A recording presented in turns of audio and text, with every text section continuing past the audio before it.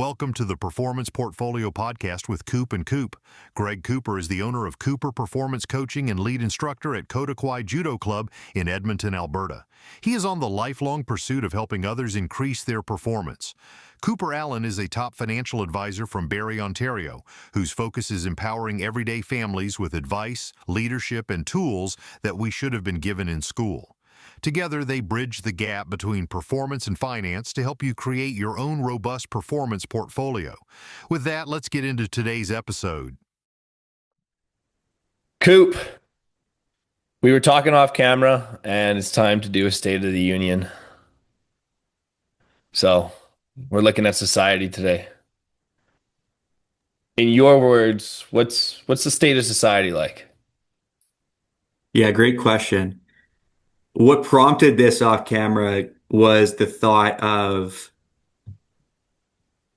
things that are going on right now that are facts that aren't necessarily true. And one of those things, I think the thing that's most prevalent is our generation, Greg, complaining about how much easier the boomers had it and how much easier our parents' generation had it to get ahead. And it's the number one thing, and one of the reasons I want to dive deeper on it on the show today is it's the number one thing that's holding people back our age from living the life they want is not the actual state of the economy, but their mindset around what it's supposed to be and what it could have been. And the overall theme is, yes, it is true. It is harder today financially from an advisory point of view. Houses cost more. Salaries have not gone up to match inflation. There is less education on going to school and what's on the other side of going to school and how much that costs and whether it's worth it or whether it's not. All of those things are true. However, it has also never been easier to get resourceful and figure it out. So that'll be the theme. We're going to talk about what that looks like in the performance world in terms of starting a business, in terms of your financial planning. We're kind of going to hit it from all angles today, but I wanted to address this because I'm tired of talking about how much harder it is for the next generation, but then not immediately following up with, okay, so what do we do about it? Because that's the common theme is I think everybody agrees that it is harder for the next generation, but most people, instead of saying, okay, so what are we going to do about it then? What are our options? Go into this, okay, it's harder, so therefore I just shouldn't try. Well, wow, that's inspiring. All right. So, any immediate thoughts on that, Greg, before we do a deeper dive? Yeah, going back to episode 1, stop being the victim. This is the problem. On a scale, like you said, yeah, it was easier for boomers, for our parents, for our grandparents. Maybe not our grandparents, but for sure our parents. Uh, but they had their own struggles, right? They had their own problems, and they didn't just throw their hands up and give up. Was it because the mentality was different back then? Absolutely. There wasn't the constant distraction of social media and all of this extreme convenience, like we were talking about a few episodes ago. There wasn't that. All they had was work, and okay, now I have a partner, now I got to care for that partner and do the right thing. But now we just throw our hands up, play the victim card. Woe is me. It was so easy for mom and dad. Nobody's giving me a handout. I have a degree. Give me a job. I'm entitled. Stop. Just put your head down and work. Like, yeah. Before I go on a rant on that, but yeah, it's just plain and simple. Got to stop playing the victim card. One of the phrases you used, and it actually gave me a bit of an ick when you used it, but I also use it all the time, is the distraction of social media. And I just realized in this moment how pathetic that is. Because that's a choice for it to be a distraction. Like if we just actually thought about the previous generation's version of sitting at home for 4 hours and scrolling TikTok after work, that would be the equivalent of you getting home and deciding, I'm going to go to the Legion for 4 hours and drink. It's the same thing. In both scenarios, you're neglecting your spouse, you're neglecting your kids, you're not paying attention, you're disconnected, you're being fed with information that's not serving you. You're not resetting and resetting your energy at all and charging your own battery. You're just distracting yourself and numbing yourself.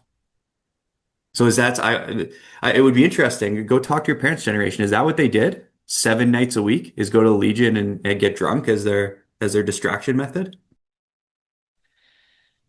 Yeah, I mean, distractions have always existed and they've evolved, right? They've become more convenient because everybody has one. Um, Definitely, right? But there was different. And then, it changed. Oh, but now it's, oh, but we're still together as a family. Okay, true. But back then, it was mom stays home, is the homekeeper, feeds the babies, cleans the house, does the chores. Dad's busting his butt to pay the bills, put food on the table, right? This is very cut and dry, black and white, like old school family. So it's okay that he goes to the bar and goes away. He's providing. That's his role. And I'm not saying that's right either, but you hit the nail on the head, Coop. It's just a different distraction. You're still numbing yourself. You're still not spending that time efficiently or in the embrace of your loved ones, and you're dragging it down and making it worse. There is a level of self-awareness as well that needs to occur because I was that guy a few years ago that would have said I'm not addicted to my phone or to technology. I'm good. I could give it up whenever. I'm now in a position where I realize no, I am fully addicted to this thing, and I need to create systems and subsystems in my life to make sure that that addiction doesn't ruin my life. Hmm. Whether that's putting the phone in a different room or having detox evenings or whatever the case may be. But if I sat here and said, hey, the average person's screen time outside of what they do for work, just for leisure, is probably 4 to 6 hours a day. There's some people that have enough self-awareness to say, yeah, I'm not surprised by that. And it actually might even be more. But there's a I'd lot of say it's people that are, low. I'd say that's a low estimate. yeah, 100%. And people are still delusional and saying, no, there's no way. Like I might be on it for like 30 minutes to an hour. No, no, no. You're being, that's not for 98% of people. That is delusional. That's being dishonest. And because if you reflect on it, yeah, okay, so you pull up the screen time on your phone, it's like, yeah, see, my weekly average is like 2.5 hours. So I told you it wasn't 4 to 6, okay. But you watch a Netflix movie every night, which is another hour and a half. So now you're at 4. That's not including any sort of TV outside of that.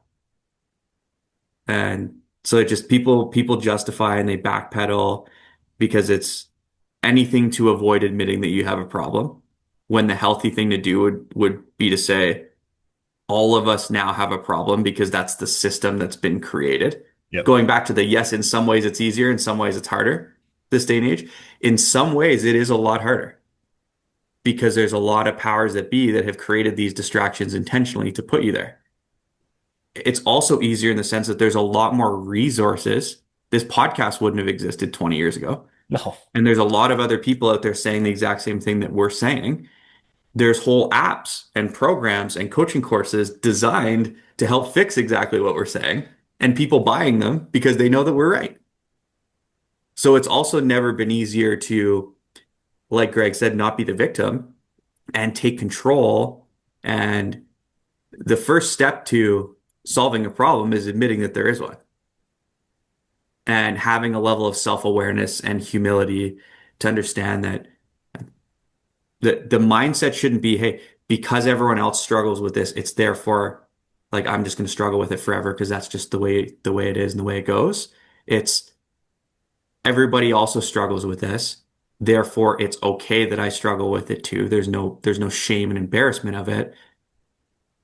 But I'm going to move forward to try to not do that. Not because I'm ashamed and embarrassed, but because I want to better my life, which is such an important distinction. Is I think a lot of things in the therapy world are around removing the guilt and the shame, but then people remove the guilt and the shame, they just don't care anymore. And then because they don't care, they live sloppy. But if the whole point of therapy in a positive way is supposed to be to remove the guilt and the shame so that you start to grow into the best version of yourself, not so that you grow into a version of yourself that doesn't care and doesn't contribute. Hmm.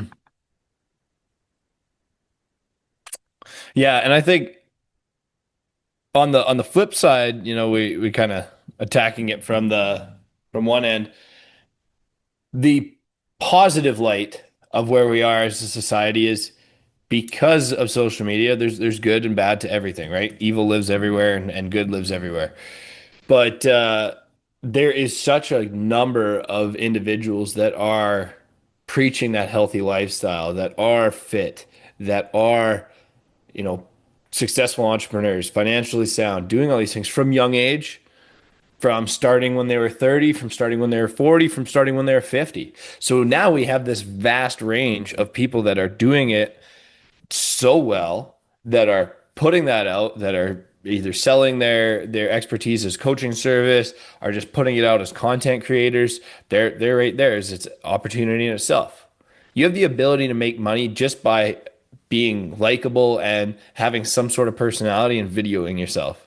And you can make millions of dollars doing that. Like, there's a crazy opportunity that like you don't need any real talent to do. But there is a huge number of resources, like you said, Coop, where you can find the answers and find your path if you're completely lost, if you're completely broke, if you're fat, sick, and nearly dead, and you're feeding into this negative whirlpool that is the media, that is the news, that is the bad end of social media, that is everywhere you look, that's preaching this, oh, the world's over, oh, this is terrible, this group hates this group, and this group hates this group, and this geopolitical issue is really important to me, even though it has nothing to do with me and I can't fix it. But what you can fix is the world directly around you, yourself and your circle. So there's so many resources. So on that note, like in the financial world, where do you see people missing the cue and feeding into too much of that? It's too difficult for me. I'm never gonna make it. I'm broke. That's it. I'm throwing my hands up and out. Versus where people need to be looking and need to go. It's a great question. I'll reiterate what I said at the top of the call. It is harder today you can't win today's society with yesterday's blueprint. And I'd like to challenge people who think that our parents' generation had it all made in the shade. Statistically, if you read the 10 secrets that Revenue Canada doesn't want you to know, if you read that book, it talks about 91% of Canadians when they reach age 65, and this book was written pre-2020, by the time they reach age 65 have either died, are still working, not because they want to, but because they have to, or are dependent on government resources like CPP and old age security. That is not a free nation. So yes, it will be more challenging, or there will be different challenges that are presented for our generation. It will be harder to buy a home and raise a family at a younger age, for sure. But the blueprint for the previous generation statistically already didn't work. So our generation now is making the mistake of trying to win the financial game, the life game, with a blueprint from a previous generation that led to 9 out of 10 people not retiring successfully. What's the definition of insanity? Doing the same thing over and over and expecting a different result, right? When you look at what that looks like for our generation, let's say the goal by age 65 is to have a paid off house, and we're going to look at a 25-year traditional amortization. That means to pay off your house under traditional amortization, you actually don't need to buy a house until 40 years old to be mortgage free by the time you retire. So if you're sitting there at 26 years old, freaking out because your grandparents got their first mortgage for $8,000 a bunch of years ago and they were homeowners, great. But that generation also lived in the same house for 40, 50, 60, 70 years. Our instant gratification generation is like, well, let's get the starter home and live in it for 5 years. Then let's get the next home. Then let's get the next and the next and the next. It's not good enough, not good enough, not good enough. And increasing the mortgage every time. Like, what if we just skipped the starter home phase and said, you know what, I am comfortable. Not that this is financial advice, but be comfortable renting if it makes sense for you for a period of time until you find the forever home, if that's what makes sense for your situation. And don't make this like a moral ego better than thing because you got married and bought a house and your friend didn't, or vice versa. It's irrelevant. Like, do it on your timing. You don't need to get married because I got married. You don't need to have kids because I have kids. You don't need to own a home because I own a home. You need to do those things because they make sense for your life goals in terms of what you accomplish. And finances aside, we got to take the emotion out of home ownership. So many people are like, well, I want to own it. Well, first and foremost, for the first bunch of years, you don't own it, the bank owns it. And the other thing is, you're no better or worse of a person, whether you own a home or whether you don't own a home, or whether you own a nice car or whether you don't own a nice car. That has nothing to do with who you are as a person. So I hope you're not putting those things on your goals list because you feel like that's the next step of what you're supposed to do. I'm supposed to go to school. I'm supposed to find my partner there. We're supposed to get married. We're supposed to have kids. We're supposed to buy a house. We're supposed to. Yeah, you're also supposed to get a raise at your job and start at the gym on Monday and be a present spouse and have great work-life integration. And you're supposed to do 8 million things. Find the like three, four, or five of those things that are actually important to you and attack those like no tomorrow and understand that not achieving the other stuff is okay because it wasn't as important to you and therefore your activities were congruent. So yeah, are there things that um, are more difficult? For sure. We could do an entire episode where I pulled up cost of living in 2000 versus cost of living in 2025 compared to incomes. Uh, but I mean, the flip side is you could wait tables 2 nights a week and make an extra 300 to 500 bucks a week doing that, especially if you're young still and don't have kids. And you're doing that and your spouse is doing that and you guys are making an extra 1,500 bucks to 2 grand with your part-time side hustle and saving that 24 grand each, so 50 grand a year. Go do that for a decade. You've saved a 500,000 bucks, invest it properly. It's $1 million. Well, now you do that from 22 to 32, you're 32 and you buy your house cash. And now you're in a better position than what your grandparents were in because yeah, their mortgage was small, but they still had one. And that side hustle can be whatever, drive an Uber, waiting tables, doing something on social media, some sort of network marketing, affiliate marketing, selling a course, posting content, whatever. Like there's so many more opportunities to make that happen and get ahead. We have to get out of the mindset of white picket fence, 9 to 5. And this generation of people who think that we deserve to have at age 30 what took our parents till age 60 to accumulate. So that's my 2 cents on that. Mm. Tim Grover said this once, and it rings in my head all the time. Winning doesn't make you heartless, but it teaches you how to use your heart less. Now, any quote can be taken in many different ways, but that quote is about emotion and about detaching from the emotion. Because people who win often and win lots, it's Kobe Bryant, job's not done, right? They detach emotion from it. And that, if we're looking at the state of society and everything we just talked about, and you mentioned it, taking away emotion from home ownership, taking away emotion from money. Difficult? Absolutely. Impossible? No. Our parents were good at that. They led with logic. I need to go to work. I got to do these things. They had their ducks in a row and they led logically. Today, as a generation, we lead emotionally. Everything is tied to ego and emotion. Everything is tied to, oh, finally made a big girl purchase and bought a car, got a house, sold. And it's like this huge life event.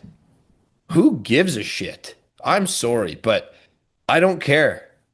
Like, yeah, is it cool that you own that thing? Sure. But if it's important, make it important to you. Like, why do you have to flaunt that? Why do you have to gloat about that? It's Why so is it weird to me. such an important thing? Like it used to be like having a baby. Okay, that is an amazing thing. You just brought a life force into this planet. Like, but we care that "Oh, I just got this new Yeti water bottle. Fucking cool. Like, stop. Like, you Yeah. gotta detach the emotion from it.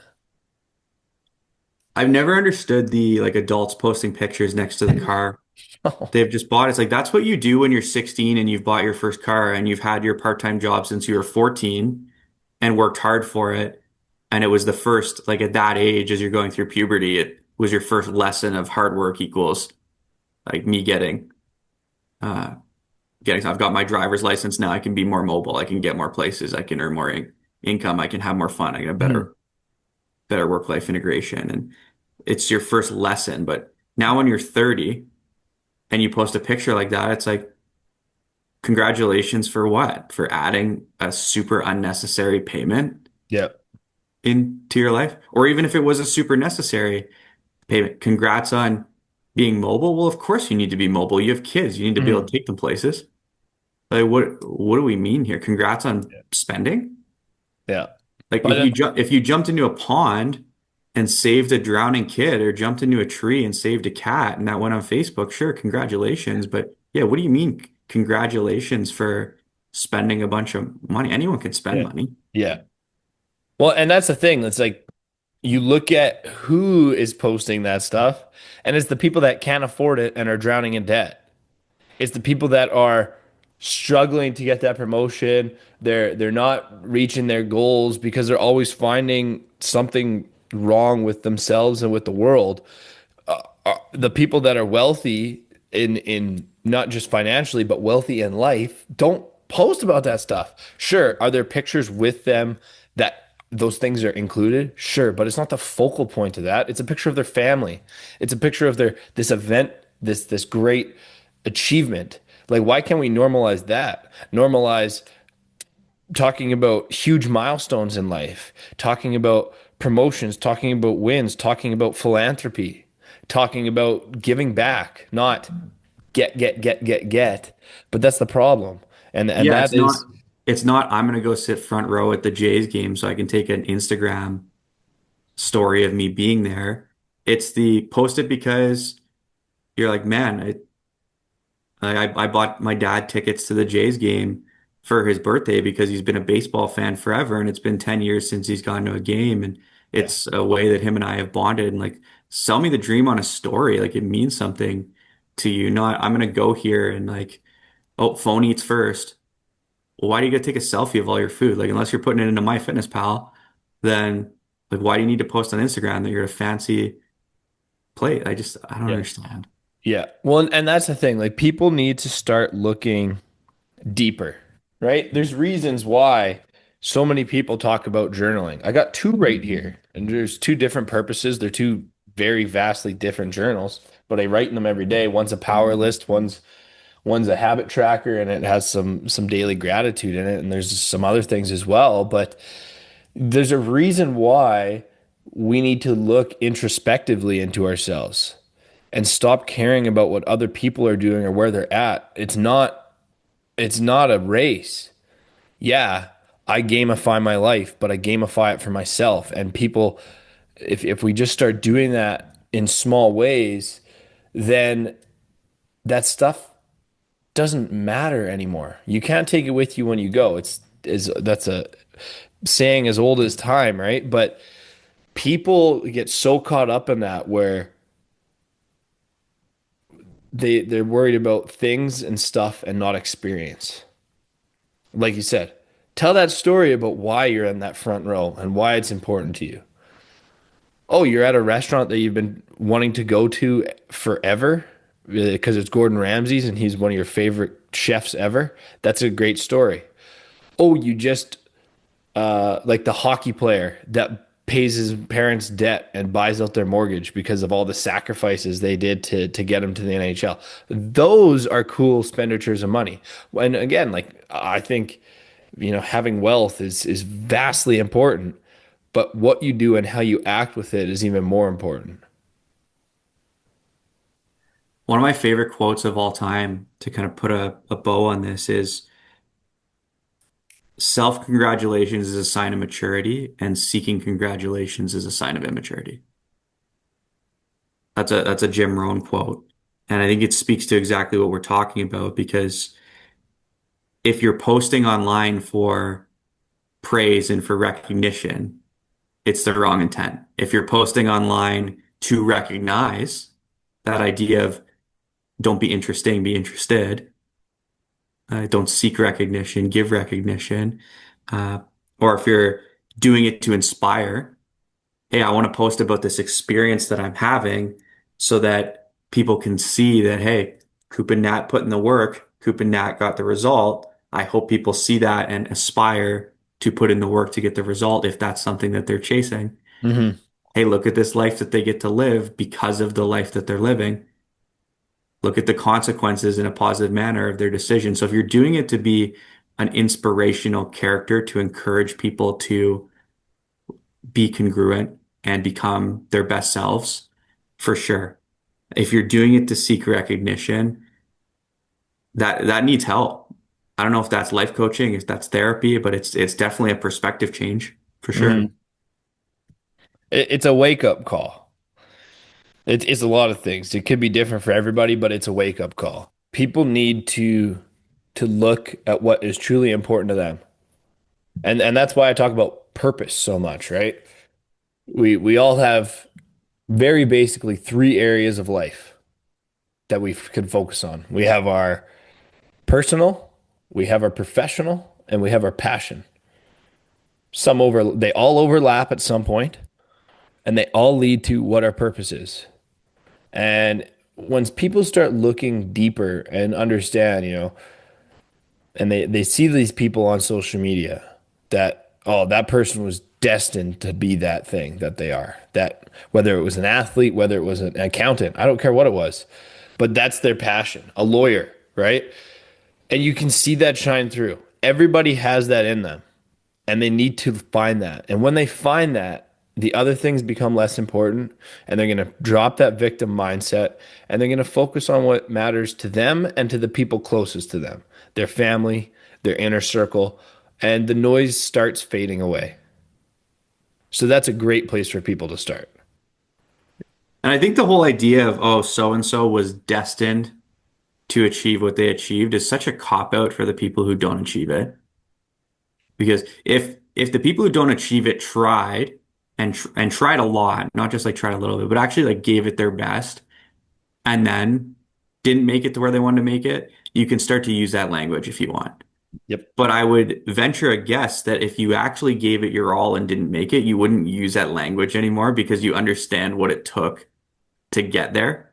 And you're like, man, I got to here giving it my all. They got to there. So man, they weren't destined. They just built a bigger capacity and worked way harder and way smarter and got a little bit lucky, of course, along the way. And a little bit was destiny. But Yep. people who know what it takes or have an idea of what it takes Yeah. don't just believe that everything is luck or fate or destiny. I think a lot of people just use that as a cop out to not even try at all. Yeah.